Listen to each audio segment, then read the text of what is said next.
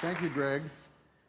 The piece I just played is entitled Rhapsody, and it's by an American composer, Wilson Osborne. It's not really part of our standard repertoire, but it's played a little bit. Now, here's our musician's business challenge, though. How do we get someone to pay us to do that? Yeah, it's a problem. And even bigger problem, how do we create a career by playing the clarinet or any other instrument? You see, the music school curriculum has been about the same for the past 100 years, and it's very, very good. As a matter of fact, there are over 330,000 music majors, that's in all degrees, currently enrolled in higher education today. That's an awful lot of mouths to feed. But not everybody wants to be a performer. But still, you can see that the supply side of the equation is definitely covered. So as good as this curriculum is, many of us feel that what is missing are courses that bridge the Ivory Tower and the real world. And that's one of them right there, Ivory Tower. We need to prepare our students for jobs that are actually going to exist in their career, and that's from today out 50 years. And in some cases, that's preparing them for careers that we don't even know what they are, and they don't even exist yet. So, to fill this void, at the Eastman School of Music, we created the Institute for Music Leadership, which has a whole curriculum of these type of courses that bridge Ivory Tower and real world. In fact, we offer about 25 a year, 25 different ones. Now, what we're trying to do is instill in those students a personal vision and entrepreneurial thinking that will allow them to be leaders and be proactive and make something happen, take charge of their careers. In other words, be entrepreneurial. Today is supposed to be about lessons, what you won't learn at most music schools, and here's one of them. It's build your career around you, your strengths and your talents. You can't build your career around your private teacher or your parents. You've got to build it around you. But I'm going to start with a little story that will demonstrate this. I was once asked to speak at this International Trombone Association's national convention. When I arrived at the venue, there was a big buzz about what had happened the night before. It seemed the concert the night before was of sackbuts. You all know what a sackbut is, right? Well, hold it. I didn't think maybe you did, so I brought one along. It's an instrument from the 1400s, and it's like a trombone. Don't ask me to play it. It'll make a loud noise. But anyway, these guys, these sackbuts, the sackbut quartet was playing, and everybody was flipped out over them. So I said to my buddy, I said, what is with these sackbut guys? You know, do they get together once or twice a year and jam? And he said, no, they don't. They make a career out of this, and they're going to Europe right after this performance. So I thought, it dawned on me, you know, there's no way you can make a living in any city in the U.S. by playing the sackbut, if that's all you do. But if you're willing to travel, the world can be your stage, and it was for them.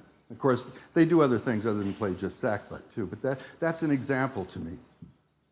Which brings me to the next thing. There's the guy playing the sackbut. I forgot to click it. Renaissance kind of music.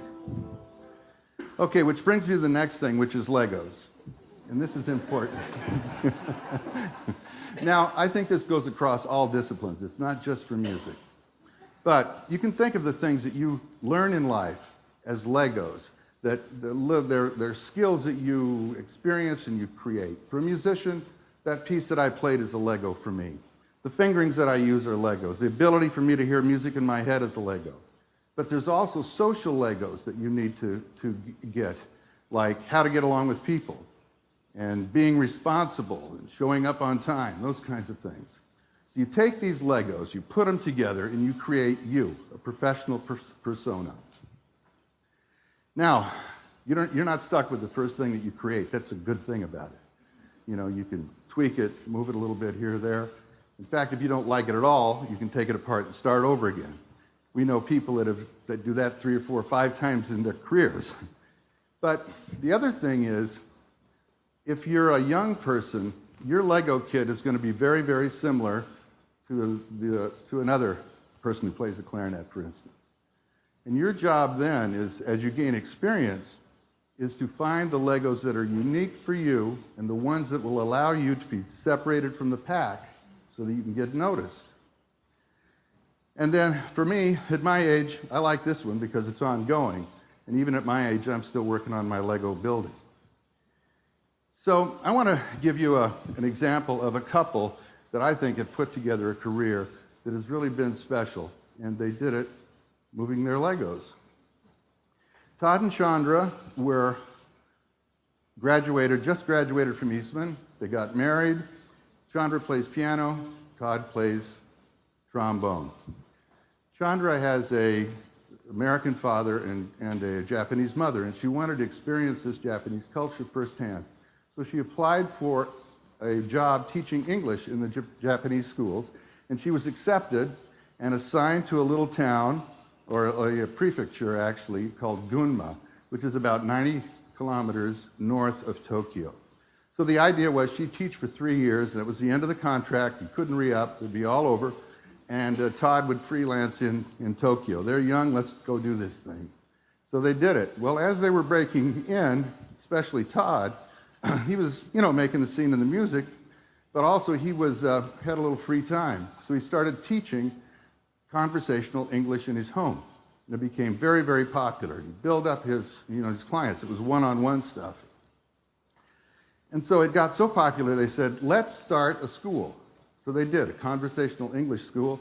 This thing continued to go a year and a half later or so. They've got a whole bunch of students, but they looked at themselves and they said, look, we're teaching English, but we just fell into this. We're not trained to teach English. The only reason we're doing it is because we can speak English. What we're really trained to do is be musicians and to be teachers. And so, they said, we got to put on a concert. So just so happens a new concert hall was being opened. They went there, they talked to the people, they rented it, they marketed it, they sold tickets. Lo and behold, they had over 1,000 1,000 people show up to this concert, and it was a smashing success.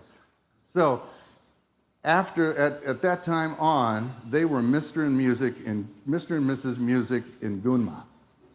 And they were on TV and the newspapers all the time. So building on this momentum that they had from this concert, they said, look, let's add music to our school, which they did, but they did it in an entrepreneurial way. Todd, knowing that often people who do well learning conversational foreign languages also do well in music. It's the ear kind of thing. He said to his students, I will teach you for 3 months. At the end of the 3 months, you can decide what to do. Well, of the kids who took him up on it, 90% of them stuck with it. So they built this up to over 200 students in their school.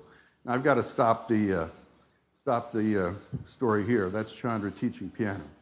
I've got to stop the story here because they've gone to do many more things, but I've made my point, I think. These two people were successful, first of all, because they could play. They were excellent musicians. Secondly, they invested in the community. They learned Japanese, and they got into the culture. They had a vision and the courage to carry it out. That's the important thing, I think, is they created something meaningful that the community didn't even know that they wanted or needed. So they had an idea, and they transformed it into an enterprise that created value. And that is the definition of entrepreneurship that we use at the Eastman School and at the University of Rochester. So today's big lessons, at least for me, and I think these again cut across all disciplines. It's possible to choose a place to live and create your career around it. If you're a musician, you don't have to live in New York. Become part of the community. That's a big one. Look for opportunities. Be entrepreneurial. Make something happen. Commit to quality. If you're out of quality, you're out of business. Be the best at what you do. And the other thing is, if you build your career around you, you will never be bored or burned out. Just to close, I want to end with a quote of Jeffrey Timmons of Babson College. I just love this one. The best way to predict the future is to create it. Thank you.